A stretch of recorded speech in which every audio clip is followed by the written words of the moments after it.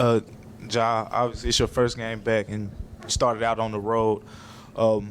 Two-part question. One, at the beginning, were you kind of surprised that there was a lot of boos in the crowd? And then two, the finish. Just what was just describe how you feel after that display. Yeah. To your first part with being surprised, I don't know. It's a lot of people that don't like me, so see what I got them. But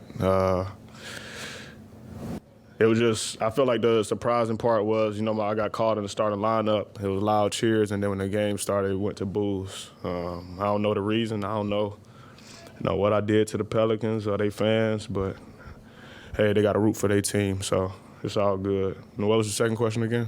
The ending, just how do you y'all been around long enough. Y'all know what time it is when that comes.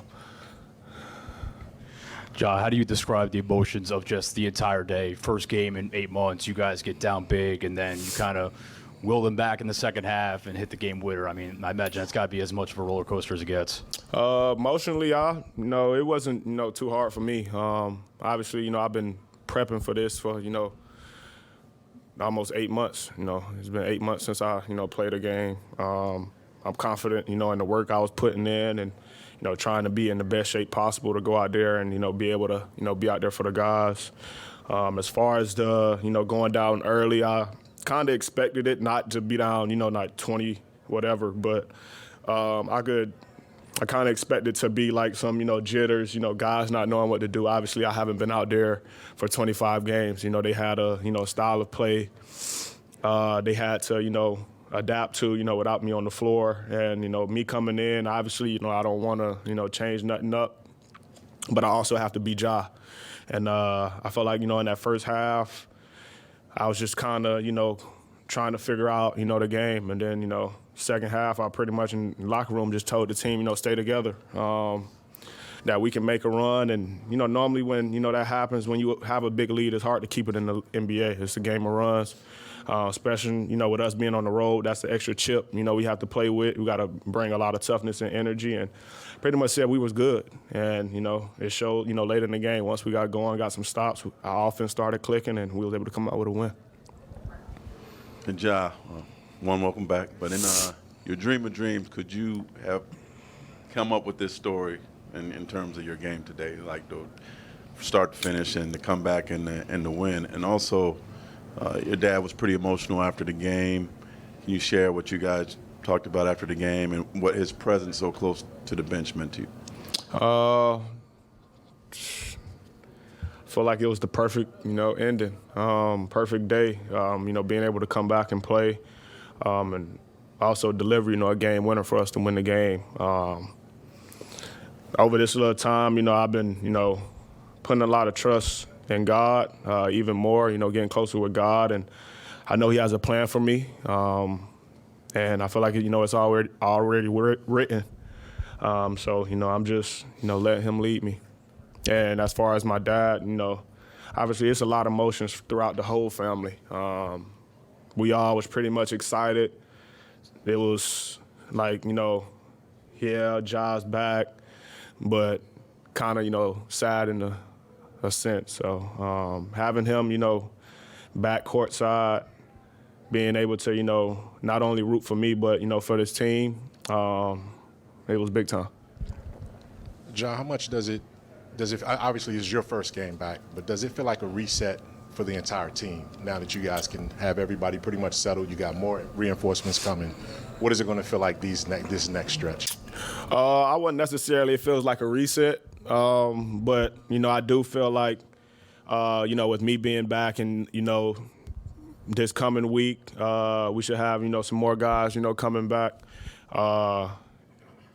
We should be, pretty much a good team. Obviously, we got to, keep the good things we've been doing over this, first 25 games and, keep obviously working on that. But I feel like the number one thing for us is just, holding each other accountable while we out there on the court, being able to, get on your teammate, but also your teammates, being able to, get on you and nobody getting in their feelings or getting mad. And tonight, I don't know if anybody was around the bench or, on the court, but I heard a lot of that, and I actually shared it with Dez after the game. Like, I feel like it's going to make us, so much better. I missed a couple rebounds, and, having Dez say something to me like, effing rebound, it was something, I wouldn't say it was new, but it's something that made me just lock into it and, being able to come back, have 6 boards. Couple of them, late is, what we need to be able to, turn the page.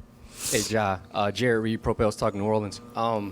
This summer, you sponsor a camp here in New Orleans. JT Thomas, he's from New Orleans. It's kind of ironic that you kind of have a game like that here. We already had this plan. Yeah. So as the schedule came out, he was the first person I text. So it's ironic that this happens today, and I was able to talk to your dad. I was able to talk to your uncle that was there at the camp. Your dad was pretty emotional speaking about you. Can you talk about the importance of like having that team around you through this 25-game stretch of you not being able to play? Definitely been helpful.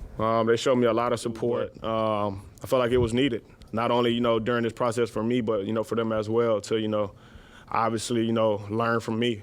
I feel like, in this world, a lot of us make mistakes. And I feel like my message, the message they got, from mine is that regardless, if you make a mistake, you just, have another chance to, fix it and, reinvent yourself. And them, I'm hearing a lot of, Ja, I'm proud of you, how you carrying yourself and this and that from them. And I can see how it changed them as well with, how they go about, their days too. So, definitely, something good. I feel like that's the good that, happened, during this process. I obviously don't wish it, it happened, but it definitely, took me, my family, my team to the next level. 2 things, just sort of real quick. One, you talked about feeling your way into the game in the first half. Were you feeling any of the effects of not having played since April from a fatigue standpoint? Oh, for sure. Yeah. Yeah. And the gold shoes, were those special for the return? I got a lot of them. Stay tuned. I just couldn't. I actually let some of my staff choose which one I was wearing today. So.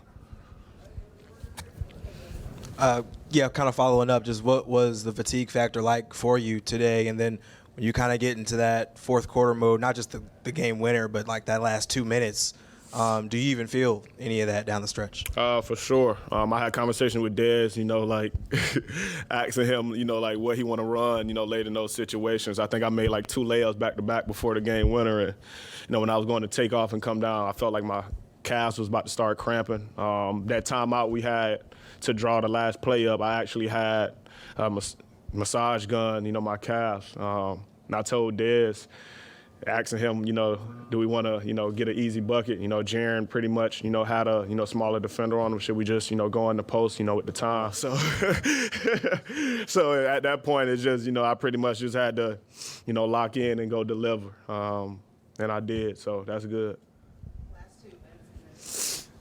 Job running off the floor, someone caught you on camera saying, I keep receipts. Yeah. Can you elaborate on that? And secondly, what was your meeting? I feel like it's self-explanatory. Yeah, I remember everything that was said. And secondly, what was the meeting with Commissioner Silva like? If you met, did you meet with him last week? Yeah, it was. What was that like? It was good. He pretty much, came in, checked on me, asked me, how I was doing. Pretty much just, a cordial meeting. He was basically telling me, he was excited to, be able to have me back playing. Told me to say, enjoy the moment and just, stay locked in. I actually, plan on talking to him more often, even though I'm back playing, just to, continue to build that, relationship with him. Ja, you mentioned the fatigue. Looked like you needed to hit the inhaler there in the third quarter. Took a step or went down to the tunnel in between quarters. What was going on there when you needed to go to the back there for a little bit, and then you check back in, a little over 8 minutes left, you're down 7.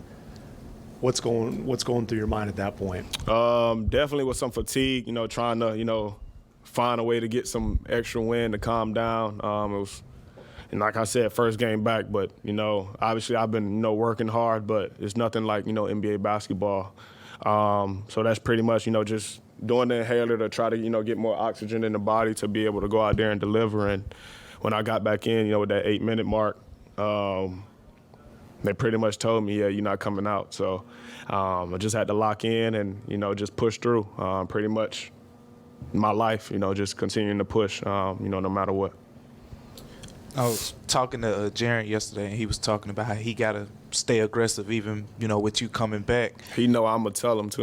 Yeah, exactly. That's what he said. And so for you getting assimilated like with him and Dez with the way they've been shooting the ball at the level they've been shooting it lately, what was that process like for you? Because I feel like late in the game, like you said, you wanted to go to him in stretches. You had your moments. How were you figuring that out? I felt like it ain't hard for us to figure it out. It's tougher for the defense when you got, pretty much a three-headed snake like that who can, all go and, deliver and get a bucket. Those two guys, obviously I don't want to take, nothing away from them. They'll tell you that I tell them to stay aggressive, but they tell me the same thing, when I'm not. So it's a good relationship, us three have. And I feel like a plus for our team when, if somebody got to go and continue to feed them, but you got two guys that can go do the same thing and, run off 15 straight points, go score 40. So definitely a plus for us, and I feel like it's just something we got to continue to, get better at, grow, but also, have the rest of the guys, around us, continuing to instill confidence in them to be aggressive as well. And that was my message tonight. Coach come into, the huddle and basically preach me, Jaren, Dez, different plays we can run. But my message to the other two guys on the floor is if y'all get it, there's no reason y'all shouldn't be aggressive anyway. We all put the work in, day in and day out. And I see it, every day. So.